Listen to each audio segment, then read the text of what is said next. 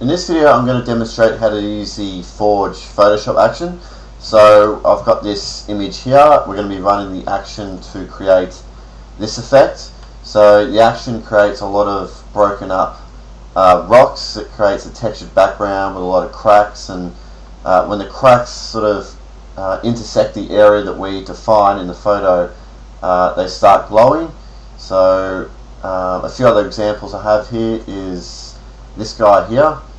Ran the action, I changed the colours a bit in the options that you get, and yeah, you can see over his face here that when the cracks enter, they sort of split open a bit and they glow, and we can choose the colours, do all sorts of things. So a few more examples.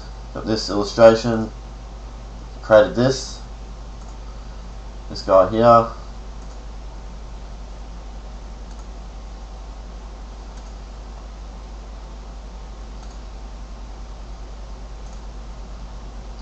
Okay, and we've got some options over how dense we want all the rocks to be, and yeah, like I said, lots of color control. So let's now get into it. So I'm just going to close all these down and start off here with our base image. So there's a few important things you just need to check off before we load up the action. So in the layer panel here, just make sure that your layer is set as the background. So you should have that background text with the lock symbol. So for example, if you don't have it, you open up your photo and it's not there, just go to Layer, New Background from Layer, and it sets it as the background.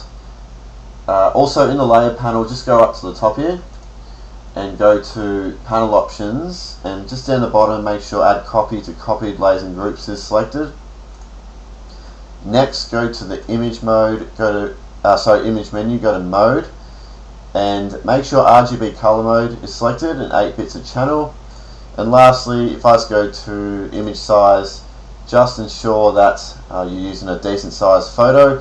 I would probably stick away with going using photos under 1000 pixels, basically because the effect quality sort of diminishes the lower you go under 1000 pixels. So just keep that in mind. Alright, so what we need to do now is create a new layer. So Layer, New Layer. It needs to be called Brush, all in lowercase. Okay, so with the brush layer selected, what we do, if I hit B on the keyboard, get my brush out, right click to bring out the brushes, just going to select a soft brush, and what you want to do is pick a color, it doesn't matter, and we want to brush over our photo where we want all the effects to sort of concentrate around and grow out from. So instead of watching me do this, I've done one a little earlier. So this one here, I just masked around the area that I want, and you can see that's done on the brush layer. So that's really all you need to do. So what we want to do now is load up the Actions panel. So go to the Window menu, go to Actions. It will pop up here. Select this top right hand corner icon, go to Load Actions, and select the forge.atn file, and it appears here.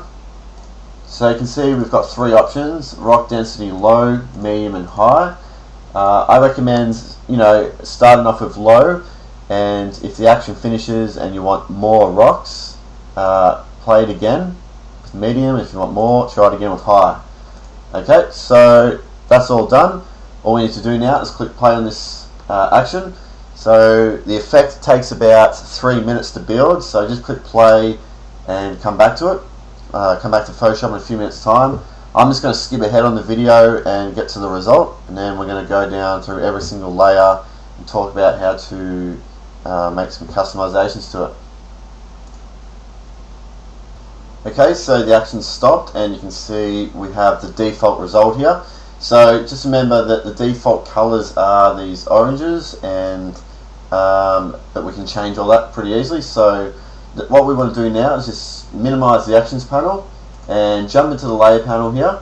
So there's a lot of layers and folders here, and what the very first thing you want to do when the action's finished is, with the folder that's already selected, just hover over the arrow, hold down Control Alt and Command Option on a Mac, just click on that arrow, and it quickly collapses all the folders, so everything is neat.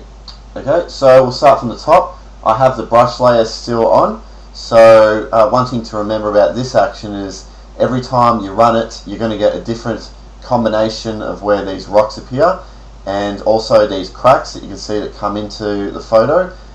They're always going to appear in different spots as well. The background texture will be different. Basically everything will be randomized, so if you want to try for a different combination, just delete these and click play in the action again. Okay, so got this layer here called Add Sharpening, so it just adds a little bit of overall sharpening over all the elements, so you can leave that one on or off. This one here, by default, it is off. It's called Downlight. It just adds a little bit of soft light at the top here, so you can, you know, if you hover over the opacity handle here, click on that word opacity and drag to the left and drag to the right. You can, you know, choose how dense you want that to be. Okay, moving down, we have the color folder. So this is where we can make all the changes to the color. So we'll go down one by one. So this top one here, I like to just fiddle around with to adjust the overall saturation a bit. So you see if I drag around this middle handle, it can increase the color saturation. So maybe let's boost that up a little bit. And what you can also do with this hue slider, because most of our image is black and white, we can just drag this around or randomize the color of all the glows, but there's another way we can do that as well. So we'll show you that in a sec. This layer here, just brightness. Quick one to check, just jump in here and play around with these handles. Just see if you want it to be any darker or lighter in areas. For this one, I might just boost it up a fraction. Use a single color. Flick this one on if you want to just apply a single color over your design. Contrast, adjust opacity. So if you just click on this, click on the opacity word here and just drag to the right and left, you can increase the amount of contrast. So generally I like to keep it slow, but of course it depends on your photo. For this one, we'll just add a little bit. So these 13 folders here are some additional color options. So what you want to do here is just remember that when the action's finished, that color option 1 is selected. So if you just go down here and flick these on, you have a range of different preset color looks. So, and what you can do with these is also adjust the opacity again. So say if that effect's too strong, but you still like it, but just want it to be a bit more subtle. Let's drag the opacity down to 0, and we'll just slowly start dragging to the right. So we'll use like 53% of that one. We'll go down the bottom here, and this one here we might just add 53% of that one. So you can keep going through all these and adjust their opacities to sort of build your own color combination. Don't mind that one. Okay, and down the bottom here, use original photo color. So what you want to do here is use the mask to brush on where you want the original colors of the photo to appear. So at the moment the mask is black, so it's hiding it all. So if I just select that mask and hold down Control I to invert it, flip it to white, you can see that it's added all the colors back in. But what I recommend you do with this is just grab a soft brush, so hit B on the keyboard. I'm just going to change the opacity of the brush to 33%. I'm going to use the square brackets here to adjust the brush size. And with a white brush, I'm just going to brush into this mask really softly, and you can see I can bring back color of the photo in certain areas. So just remember that, we'll just keep a little bit of orange. So that's the color folder. So moving on down, we have the Forge folder. So if I flick this off, you can see this houses all the effects. So we'll go inside and go from the top here. So this one here, change overall colors. It's similar to the effect of using this color saturation here. So, but I think you should use this one instead. So just jump in here and grab this hue handle, and you can play around with different colors. So for this one, I might try and match up this orange here on the seats. Okay, going down, here's our rocks folder. So if I flip this off, you can see all the rocks are gone. And what I've tried to do with this action, with the default result, is that the rocks won't intercept too much into the area that we define. So you can see around the engine here, and the headlights, there's no rocks. Okay, so and what you can see here that on the folder it has a mask. You can see that I've clearly masked that out. But for example, if I hold down Shift and click on that mask, it will hide the mask. So you can see that rocks now intercept over our photo. So what you can do is if I just grab a white brush and brush into that mask, I can start brushing in. Whoops, I'll turn this opacity back up. I can start brushing in where I want those rocks to appear over the photo. So for this particular photo, there's not too many rocks, so I'm just going to pretty much brush everywhere, just like that. Okay, so keep that in mind, that mask is there and it's not allowing any rocks to enter into the area that we define, but you can quickly do that by just either hiding the mask or brushing in where you want them to appear specifically. Okay, so we jump inside the rocks folder here, and there's a bunch of different layers. So at the top here we have rocks brightness. So what you can do here is if you double click on this one, and with these two bottom handles we can adjust the appearance of these rocks. So if we drag this black one here to the right, it's going to increase the brightness of our blacks. So you can see that there. So by default it's just turned up a fraction, but you can play around with that.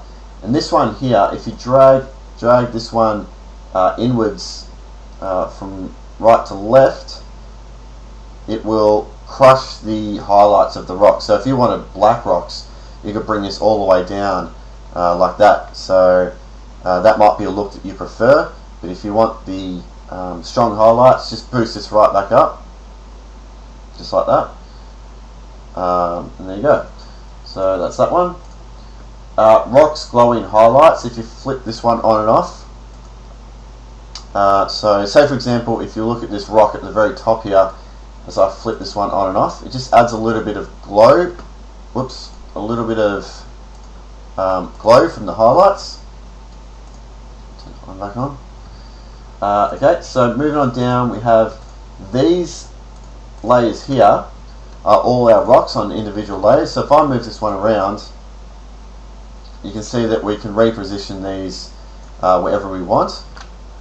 Same with all these, so you can spend a bit of time in here manually moving these around into different spots. If I hold down Alt on this and click and drag down, I can make a copy of that rock layer, and I can move this up further, and you can rotate it, do whatever you want. So above these rock layers you can flip on these colors.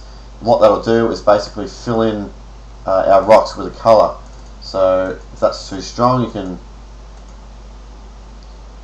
you can play around with different colors here. But for our example, I'm going to stick with these oranges. Just turn it down a little bit. So you can color each set of rocks individually if you wanted to, but just by flipping these color layers here on. Okay, so that's the rocks folder. So moving down, we have light streaks. So I'll just turn this folder off for a second to demonstrate this. So when you run the action, the default effect is that wherever these little cracks appear within your photo, you'll see vertical light streaks come up from them. So that's coming from inside this folder here, the light streaks. And I've got this one layer turned on here called vertical light. So if I turn that one on and off, you can see the effect there. And if you want to boost the brightness of that, you just flip the top one on, like that. And if you want it to be even stronger, you can just hit Control J, duplicate that, and you can make it stronger. But what's also in this folder is horizontal light as well. So down the bottom here, if I turn this one on, you can see that there's now horizontal light coming out from those hot spots on our photo, and you can again boost it. Or you could turn all of them on and have lights going everywhere. So just keep that in mind, that the default look is that it's just got this one ticked on here. Alright, moving down, we have white particles. So if I turn this one on and off, you can see it's all these particles that emit from the area that we define, and they sort of slowly rise up into the air.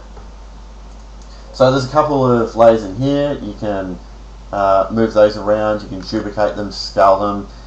But what you can also do, if you want it to be a bit more prominent, you can select the entire folder, hit Ctrl J, duplicate it, and you can see that they are much brighter now. But if you want to not have it as bright, but want it to be a little bit brighter than that, flip it on and adjust the opacity of the folder. Just like that. Alright, so I'll flip the rocks back on and see how that's looking. I might just delete those. So going on down, we have the large glow dots. So again, I'll just turn off the rocks so we can see this a bit better. So by default, there's only one of the two layers flipped on here.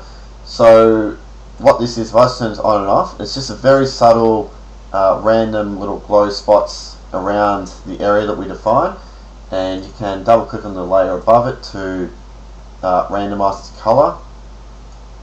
But by default, the ones that are really prominent are turned off. So if you jump into the large glow dots folder down the bottom, flip this one on, and you can see that there's much larger glows now appearing randomly around the design. So you can, like I said, double click on this layer above, and you can randomize the color of these.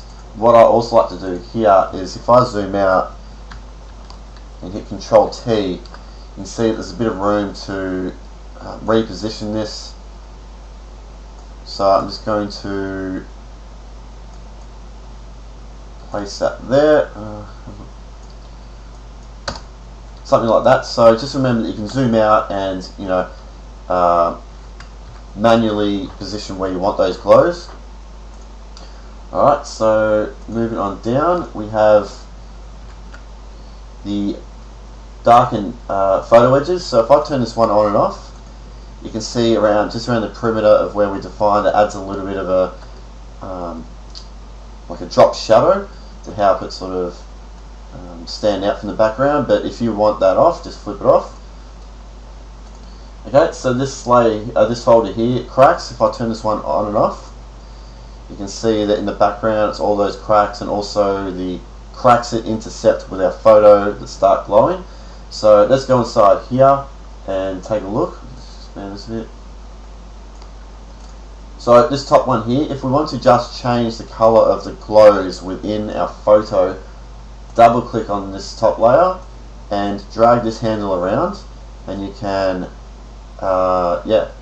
change the colors that way. So I think mine's a bit more of a yellow.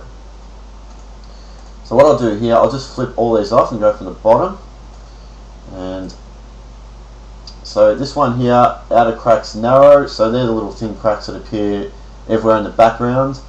Outer cracks wide, these are much thicker ones that you can see that sort of taper off around the edges. This one here is pretty much just the base look of the cracks, so they can so they just sit around the edges of your photo. They don't cut in too far. I set up so it only cuts in about 20 pixels within the area that we brush, so keep that in mind. I'll come back to that one, and these top three here, if you turn these ones on one by one, it just increases their glow. So if you're on the action and you're thinking that these glows are too strong, jump into the cracks folder and just turn these off one by one, and you can increase the glow that way. So cracks, darken edges, this just helps define the borders of the cracks a little bit more. So so if you just look at the top of the bike here, as I flip this on and off, you can see it just helps define the edges a little bit darker. And if you want it to be more defined, flip on this top one here, and you see it just makes it a little bit darker and a little bit more defined. So just subtle effects, but if you're into manipulating this effect quite a bit, jump inside this folder and mess around with all those options. And again, if you're using this action on a face. So for example, open this back up. So I run the action, I change the colors, and these cracks appeared here, but there was a crack that ran through his eye that I didn't want. So what you want to do, is just use that folder mask to brush away wherever you don't want cracks to appear. So if I just select the mask, hit B on the keyboard, grab a black brush, and down the bottom of the bike here, there's a crack there. So if I brush over that, it's gone. Alright, so any cracks you don't want to appear, just use the mask, the folder mask. That's the same with all these other folders. Okay, so darken edges. I'll flip the rocks back on so we see what we've got. Darken edges. If I flip this one on and off, you can see that it just adds like a soft vignette around the edges, around the borders of our document. So if you want to adjust the opacity of that, you can do that, or you can turn it off if you don't want it at all. Looks pretty good on this design, so we'll keep it. Background texture, I'll flip that on and off. Just a little bit of grunge texture, very subtle, that sits in the background, just helps it all tie it all together. If you want to play around with those, you can jump inside here and mess around with those layers. Photo, this is our main photo folder. So let's go inside and talk about these. So I'll go from the bottom here. This one just adds, I've called it base photo with black outer shadow. So if I just flip this one on above it, and then I'll turn this one off, you can see that darkens the edges a bit, so it just helps define our subject from the background a bit. But if you prefer it with it off, flip it off. This just fills our photo in. Sharpening, just sort of boosts the contrast and sharpen up some of the details of it. And this one here, overlay photo highlights. What this one does, it will just overlay the highlights of our photo. So if I move this out to the side, you can see that it's just the highlights and it's just going to sit on top. So if you wanted to boost the brightness of the whites, just flip this one on. By default it's on. Alright, so background color, here we can just double click on that box and change the color. So for this, I'm just going to go a bit of a red, but yeah, you can mess around with all the colors. And if you want this whole design to bleed onto the original background of your photo, just flip off the background color. So what that'll do then is, say if there were trees or whatever behind this bike, that they will now appear in the design.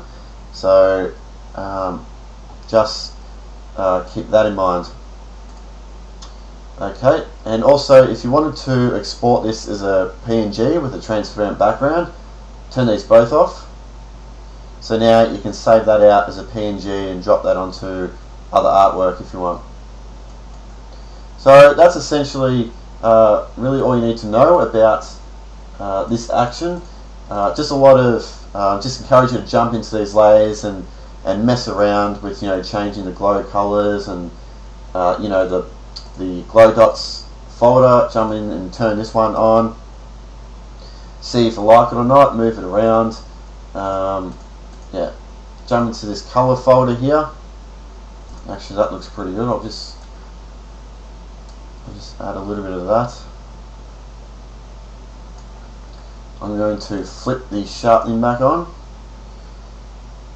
and what I might do now is I'll just group these so you can see the before and after. Okay, now I do have also a set of 200 photo color effects as well that you might want to look into. So if I just flatten this design,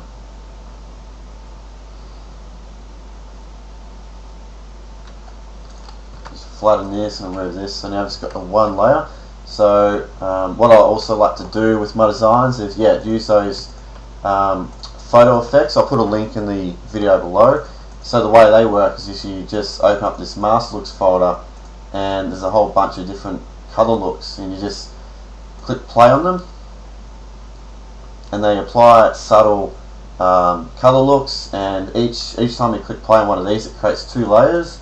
It creates a master color one, so you can adjust the opacity of that to apply how much color you want. and then you've got the luminosity layer. It's like brightness and contrast, so you can adjust the opacity of that. And when you click on another one, the effects stack. So I can shift select these.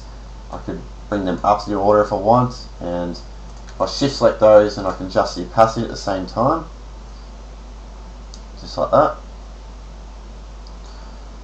Okay, so that's it. If you're have any troubles with the action, just send me an email and I'll help you out. But if not, I hope you have fun using it. Thanks.